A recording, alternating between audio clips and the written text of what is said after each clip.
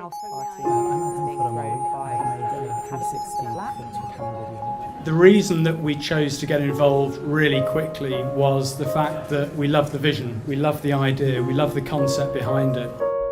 The story of Datacosm corresponds with ideas around data, from the seeding of data, the harvest of it, the consumption, the corruption and identity theft are explored in the story.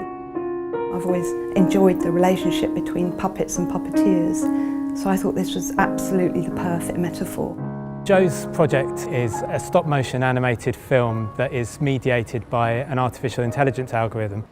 My interest was sparked by the possibility of tying AI to art. Art and technology have always developed hand in hand, really. This is Aficionado. It's determining the genre of music continuously and in real time. So it's using deep learning techniques trained on hundreds of hours of music. I feel a bit like a pianist for a silent film back in the kind of Victorian times.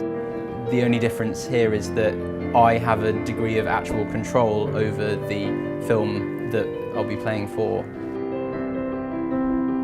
We're using the output from the Aficionado to determine which ending the audience is going to get.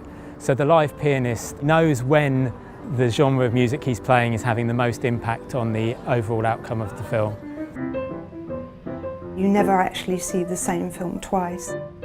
Whether it's going to be a utopian solution to our relationship with data and the digital world, or something darker and a bit more depressing. Cambridge Consultants' prowess as a professional engineering firm, I think, really kind of came through to kind of hone it into something that was a feasible piece of sort of software development as well as being a compelling piece of art.